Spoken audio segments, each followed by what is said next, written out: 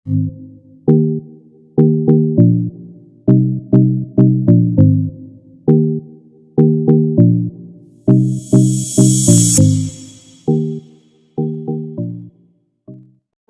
दोस्तों हम लक्ष्मण परशुराम संवाद का पार्ट नंबर 3 पढ़ रहे हैं।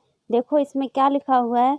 तुम्हें तो कालू हाँक जनु लावा, बार बार मोहि लागी बुलावा। लक्ष्मण परशुराम जी से कहते हैं कि ऐसा लगता है कि आप मेरे लिए काल को हाँक कर लेके आए हैं। और यहाँ कालू का मतलब है काल, और हाँक मतलब हाँक कर लाना। ठीक है, ऐसा लगता है आप मेरे लिए काल को हाँक कर लेके आए हैं। बार बार मोहि लागी बुलावा, इसीलिए आप बार बार मुझे बुलवा रहे हैं। सुनत लखन के वचन कठोरा, परसु सुधारी धरऊं कर घोरा। इस प्रकार लक्ष्मण के कठोर वचनों को सुन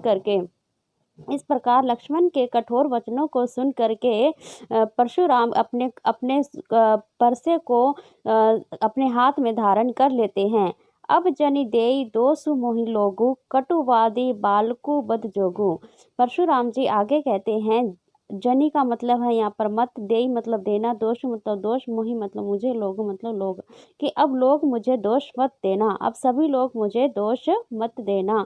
कटुवादी बालकु वध जोगु। कटुवादी यानी कि कटु वचन बोलने वाला, बालकु मतलब बालक, वध जोगु वध के योग्य है।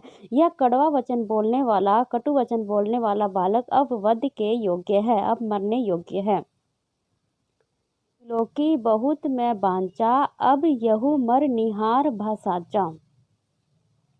आगे परशुराम जी कहते हैं कि बाल बिलोकी, बाल मतलब कि बालक, बिलोकी मतलब समझ करके, बहुत मतलब बहुत, मैं बांचा मतलब छोड़ा, यानी मैंने इसे बालक समझकर अब तक बहुत इसे छोड़ा। अब यहू मरण निहार व साचा, अब यह मरने के योग्य है, अब यह सच में मरने के योग्य है। सांचा का मतलब है यहाँ पर सच में अब यह मरने के योग्य है। कौशिक कहा क्षमिहि अपराधु, बाल दोष गुण गनहि न साधु। कौशिक यानी कि विश्वामित्र कहते हैं कि हे परशुराम जी, आप इसके अपराधों को क्षमा करो। बाल दोष गुण गनहि न साधु। साधु संत बालक के गुण और दोषों को नहीं गिनते हैं, उनके अपराधों को क्षमा कर देते हैं। खर कुठार में अकुरुन को ही, आगे अपराधी गुरुदोही। फिर परशुराम जी कहते हैं कि यहाँ खर का मतलब है पैना, कुठार का मतलब है परसा, मैं का मतलब है और करुण का मतलब निर्दयी, को ही मतलब क्रोधी। तो परशुराम जी कहते हैं कि मेरा यह फरसा पैनी धार वाला है, और मैं बहुत ही निर्दयी स्वभाव का और क्रोधी स्वभाव का हूँ। आगे अपराधी गुरुद्रोही, और आगे मेरे गुरु का द्रोही, मेरे गुरु का अपराधी खड़ा है। उत्तर देते छोड़हूँ बिनु मारे, और यह बार बार मुझे उत्तर देता जा रहा है, फिर भी मैं इसे छोड़ता जा रहा हूँ, बिना मारे इसे छोड़ रहा हूँ। केवल कौशिक शील तुम्हारे, हे कौशिक, हे विश्वामित्र, मैं तुम्हारे केवल शील, तुम्हारे व्यवहार के कारण ही मैं इसे छोड़ रहा हूँ, नहीं तो मैं अभी इसका वध कर देता। न ते यही काट कुठार कठोरे, नहीं तो यहीं पर मेरे कठोर कुठार से, यानी कि कठोर फरसे से इसको अभी यही काट देता। गुरु ही ऋण होते हूँ श्रम थोड़े, और मैं अपने गुरु के ऋण से थोड़े ही श्रम के अंदर ऋण हो जाता। और यहाँ पर थोड़े का मतलब है थोड़े, थोड़े में ही ऋण का मतलब है ऋण। गुरु ही ऋण होते हुए श्रम थोड़े, यानी गुरु के ऋण से ऋण हो, यानी गुरु के ऋण को मैं अभी थोड़े से ही श्रम में चुका देता।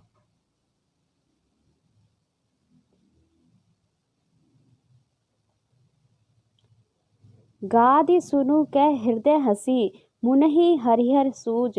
ऐ मैं खांड न ऊख में, अझऊ न बूझ अबूझ। गादि सुनु यहाँ किसके लिए आया है? विश्वामित्र के लिए। कह हृदय हसी, विश्वामित्र अपने हृदय में यानी कि मन मन में हंसते हैं। हृदय का मतलब है मन मन में हंसते हैं।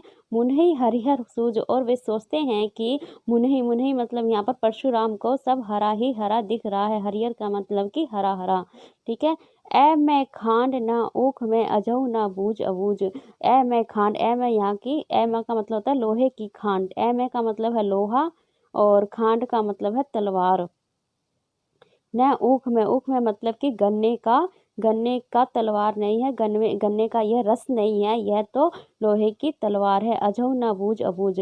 तो विश्वामित्र क्या सोच रहे हैं कि परशुराम को सब कुछ हरा ही हरा दिख रहा है। ऐ मैं खांड ना ऊख में, अजहु ना बूझ अबूझ। ऐ मैं खांड मतलब लोहे की तलवार, ना ऊख में, ऊख में मतलब कि गन्ने का रस नहीं है, यह कोई गन्ने की तलवार नहीं है, यह लोहे की तलवार है। अजहु न बूझ अबूझ। अभी तक परशुराम यह नहीं समझ पाए हैं।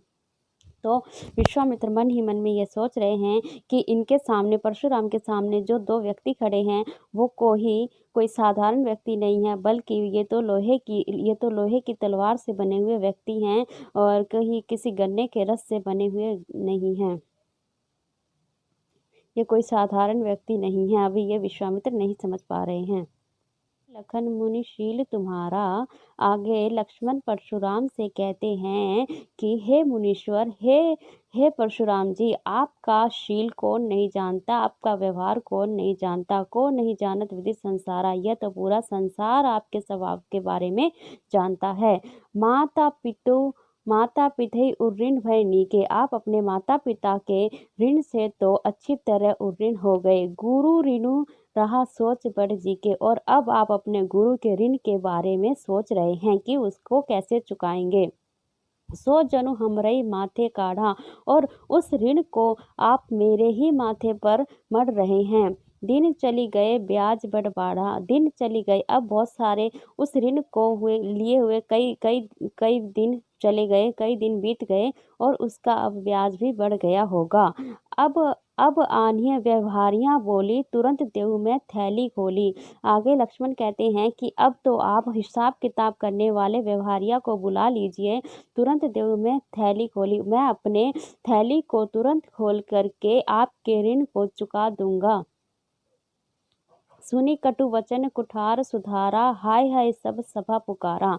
और लक्ष्मण के कठोर वचनों को सुन करके, कटु वचन कुठार सुधारा, लक्ष्मण के कठोर वचनों को सुन करके परशुराम अपने हाथों में कुठार यानी कि फरसे को फिर से सीधा कर लेते हैं, उसको अपने हाथों में ले लेते हैं। हाय हाय सब सभा पुकारा। और परशुराम को अति क्रोधित देख करके पूरी सभा हाय हाय करके यानी पुकारने लगती है। भृगुवर परसु दिखावहु मोहि, विप्र विचारी बचहु न प्रदोहि। आगे लक्ष्मण कहते हैं कि भृगुवर यानी परशुराम, परसु मतलब परसा, दिखावो मोहि। हे परशुराम जी, आप मुझे बार बार फरसा दिखा रहे हैं। विप्र विचारी बचहु नृपदोही। आप नृपदोही यानी कि राजाओं के दुश्मन हैं, फिर भी मैं आपको विप्र समझ करके यानी कि ब्राह्मण समझ करके आपको छोड़ रहा हूँ, आपको कब से मैं बचा रहा हूँ।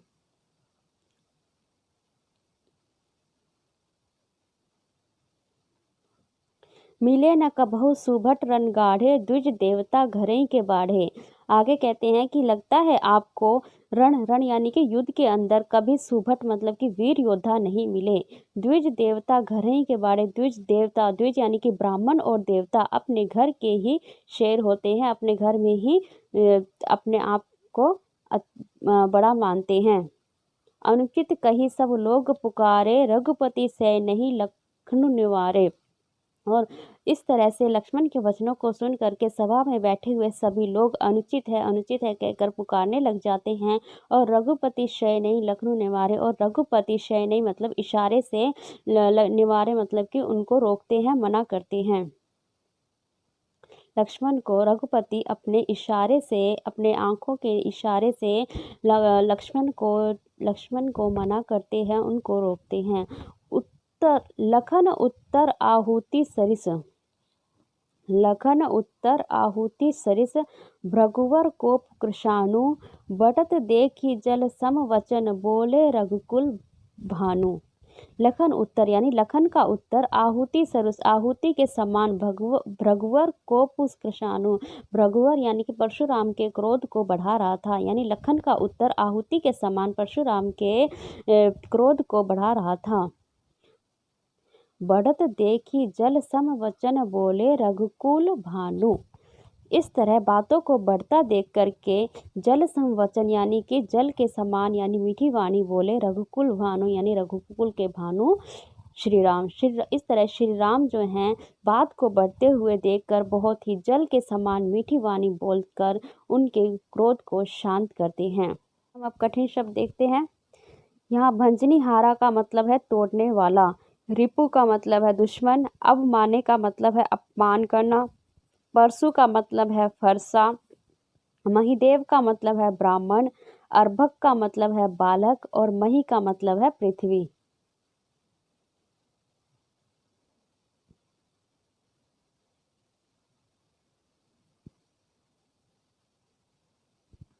कुमड़वतिया का मतलब है छोटा कच्चा फल, कुलिश का मतलब है कठोर, कौशिक का मतलब है विश्वामित्र, निरंकुश का मतलब है मनमानी करने वाला, घालकू का मतलब है नाश करने वाला, अबुद्धू का मतलब है नासमझ, हटकह का मतलब है मना करने पर, वधजोगु मतलब मार देने योग्य, गादी सुनु मतलब गादी के पुत्र अर्थात विश्वामित्र, ऐमय का मतलब लोहे का बना हुआ और उख में मतलब गन्ने से बना हुआ।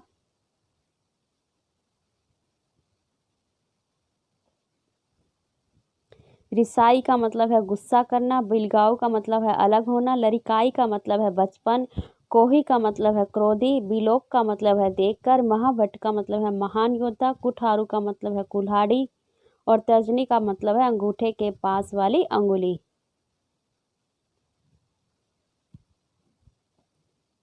सरोस का मतलब है गुस्से से, भानुवंश मतलब सूर्यवंश, अशंकु मतलब शंका रहित, काल कवलु मतलब मृत और खोरी मतलब दोष, अक्षोभा मतलब शांत, अकरुण मतलब जिसमें करुणा न हो और निवारे मतलब मना करना, कृषाणु मतलब अग्नि। ठीक है दोस्तों, आज हम इतना ही पढ़ेंगे और अगले वीडियो में हम इसके प्रश्न उत्तर देखेंगे। और अगर आपको वीडियो पसंद आया हो तो इसे लाइक करें, शेयर करें और सब्सक्राइब करें। धन्यवाद।